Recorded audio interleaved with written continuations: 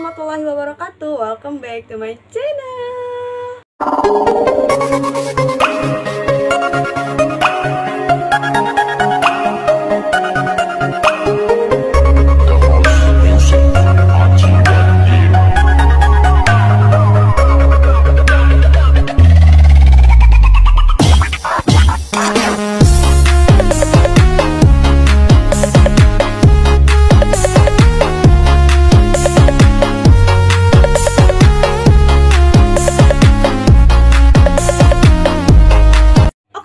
Gimana kabarnya? Semoga selalu baik dan juga semoga selalu diberikan keistiqomahannya untuk selalu berhijrah di jalan Allah. Oke teman-teman, mungkin cukup sekian penjelasan dari anak. Kurang dan lebihnya mohon dimaafkan. Wassalamualaikum warahmatullahi wabarakatuh.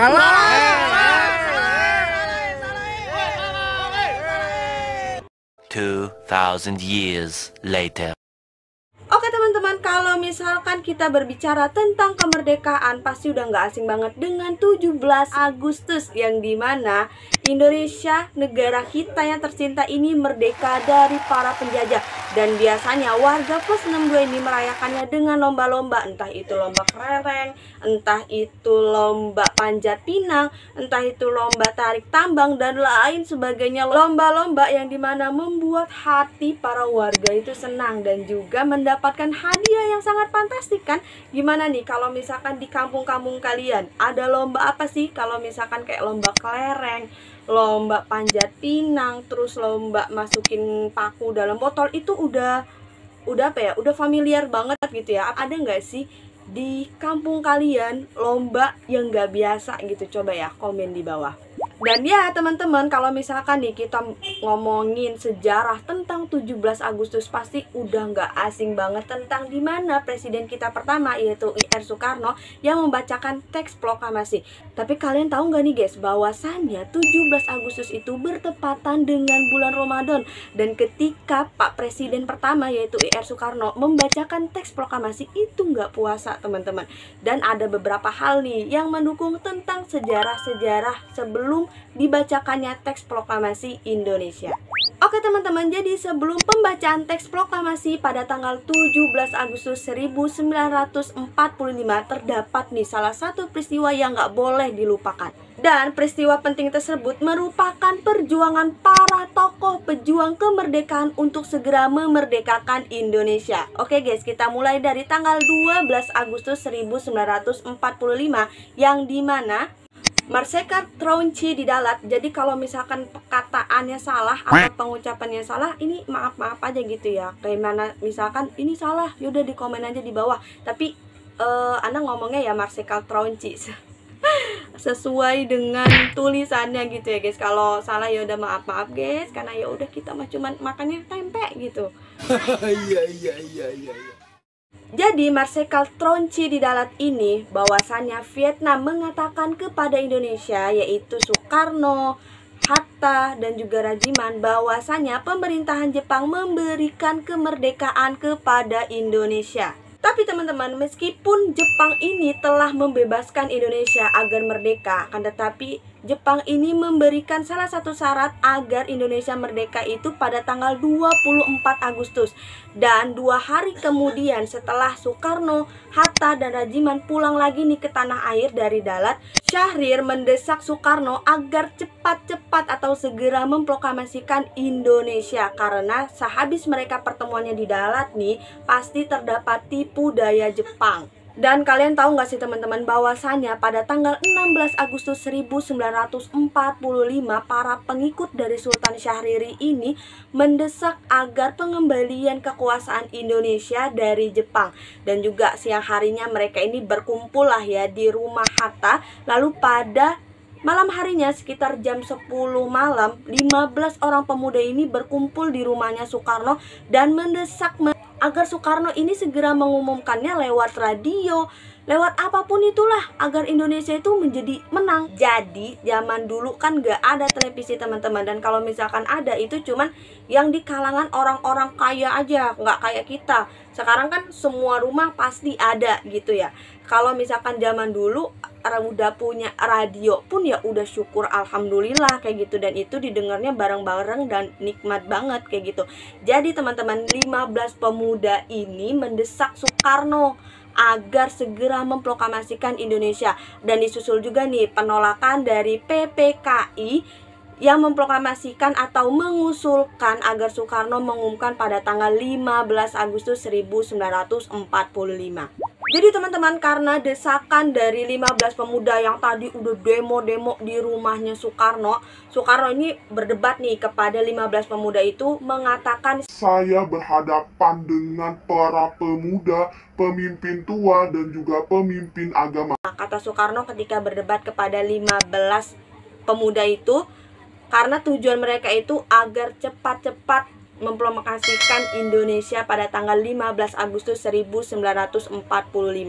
Jadi teman-teman, sebelum pembacaan teks proklamasi Indonesia, keadaan di dalam negeri ini sangat-sangat genting karena terjadi perdebatan nih antara dua golongan muda dan golongan tua. Golongan muda berkata bahwasanya PPKI atau Panitia Pelaksanaan Kemerdekaan Indonesia itu dibuat dari Jepang, dan mereka mau, maksudnya golongan pemuda ini mau gak ada campur tangan dari Jepang, sehingga golongan tua ini berpendapat bahwasannya pembacaan teks proklamasi itu jangan ada perdebatan, jangan ada pertumpah darahan karena Indonesia ingin merdeka. Oke, jadi gimana teman-teman? Udah sedikit pusing belum?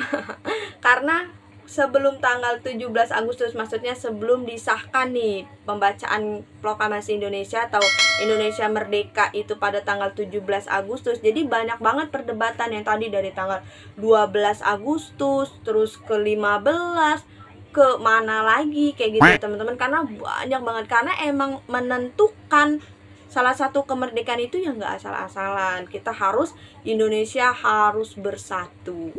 Sekarang Bu, malam ini juga kita umumkan revolusi Indonesia. Begitu teman-teman percakapan dari Chairul Saleh kepada Soekarno untuk mendesak agar membacakan proklamasi Indonesia, maksudnya pada tanggal 15 Agustus aja. Dan Chairul Saleh ini berbicara kepada Soekarno tadi pada tanggal 15 Agustus 1945 di sekitaran jam 10 malam. Bayangin tuh, jam 10 malam di Jalan Pangesahan Timur nomor 56 Jakarta, sebagaimana ya teman-teman dilukiskan oleh Laksamidi pada tahun 1984 dan Ahmad Subadjo 1978. Dan teman-teman, dari perdebatan dengan para tokoh pemuda termasuk Chairul Saleh tadi yang ngomong, Sekarang Bu, waktunya kita umumkan revolusi Indonesia. Tadi ya yang kata Chairul Saleh. Jadi pada tanggal 16 Agustus, tau gak sih guys, bahwasannya 16 pemuda tadi, maksudnya pemuda-pemuda tadi itu menculik Soekarno, Fatmawati, Guntur dan juga Hatta di Raseng Dengklok. Kalau salah maaf ya, pokoknya Raseng Dengklok ya. Dan itu menjadi peristiwa Raseng Dengklok tadi. Mereka ini bertujuan menculik Soekarno, Fatmawati, Guntur dan juga Hatta untuk meyakinkan bahwasannya Jepang benar-benar udah melepaskan Indonesia untuk merdeka. Dan teman-teman, setelah diculik, akhirnya Soekarno dan Hatta pada tanggal 16 Agustusnya, maksudnya malamnya gitu ya, pada malamnya itu Soekarno dan Hatta bertemu oleh Jenderal Yamamoto. Dan setelah pertemuan itulah makanya Soekarno dan Hatta semakin yakini bahwasannya Jepang benar-benar menyerah atau mempersilahkan Indonesia untuk merdeka. Masya Allah, takbir. Tidak seperti itu sayang. Dan teman-teman, di buku-buku sejarah itu banyak yang terlewatkan. Sebenarnya ada salah satu peristiwa yang sangat sepele tetapi dilewatkan, bahwasanya Indonesia itu merdeka pada bulan yang sangat suci, yaitu bulan Ramadan teman-teman, yang dimana 17 Agustus 1945 itu bertepatan dengan 17 Ramadan 1365 Hijriah. Dan kalian tahu gak sih guys, bahwasannya Soekarno ketika membacakan teks proklamasi gak puasa. Tahu gak alasannya gak puasa? Kenapa? Padahal guys, Soekarno itu sebelum membacakan teks itu, dia malamnya itu sahur bersama Bung Hatta di rumah Laksamana Maida. Tapi jangan seujon dulu. Kok nggak puasa? Apanya ini? Jangan seujon dulu lu. Pokoknya kenapa nih Soekarno nggak puasa ketika membacakan teks proklamasi? Padahal kan itu bulan Ramadan ya. Jadi sebelum pembacaan teks proklamasi Indonesia, Soekarno ini badannya panas teman-teman. Ya gimana nggak panas? Dari tanggal berapa itu beliau udah stres kan, karena didesak dari golongan pemuda, didesak lagi dari golongan yang tua, sampai harus mendatangi Jenderal Yamamoto lagi. Gimana nggak panas teman-teman? Sampai Soekarno ini didiagnosa malaria tertinaria. Dan teman-teman, beliau ini bangun pada jam 9, dan ketika jam 10-nya tuh beliau langsung mengumumkan dengan tegas proklamasi Indonesia. Jadi teman-teman, pada tanggal 17 Agustus 1945 pada jam 10 Soekarno membacakan teks proklamasi bahwasannya Indonesia merdeka, yang dimana teks proklamasi itu diketik oleh Sayuti Malik, dan pengibaran sangsaka merah putih yang dijahit oleh Fatmawati menandakan bahwasannya Indonesia telah merdeka. Proklamasi. Kami, bangsa Indonesia, dengan ini menyatakan kemerdekaan Indonesia.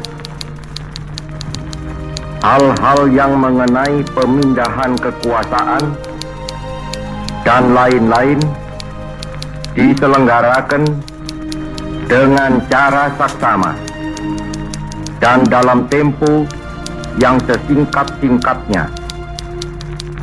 Jakarta, 17 Agustus 1945, atas nama bangsa Indonesia, Soekarno, Hatta. Dan teman-teman yang berjasa pada proklamasi Indonesia itu bukan hanya diketik oleh Sayuti Malik aja teman-teman, dan bendera dijahit oleh Fatmawati. Akan tetapi ada 3 tokoh penting. 2,000 years later. Maaf ya teman-teman, iklan bentar. Tadi ring lightnya mati gitu karena power banknya habis, lupa dicas. Jadi ini udah nyala lagi kok. Oke, kita lanjut kembali ke pembahasannya. Dan teman-teman yang berjasa ketika pembacaan proklamasi Indonesia itu bukan hanya diketik oleh Sayuti Malik aja, dan bendera dijahit oleh Fatmawati. Allahu Akbar, maaf. Fatmawati ya teman-teman. Dan ada 3 tokoh penting juga dari pemuda yang mengibarkan bendera merah putih, yaitu Latif Hendradiningrat, S. Suhud, dan juga Trimurti. Dan proklamasi kemerdekaan Indonesia yang dibacakan oleh Soekarno dan juga Hatta, yang kemudian menjadi presiden dan wakil presiden pertama Indonesia. Oke teman-teman, mungkin cukup sekian penjelasan dari Ana. Apabila ada yang salah, Ana mohon maaf teman-teman. Kepada Allah Ana mohon ampun. Wabillahi taufiq wal hidayah. See you next time guys. Wassalamualaikum warahmatullahi wabarakatuh.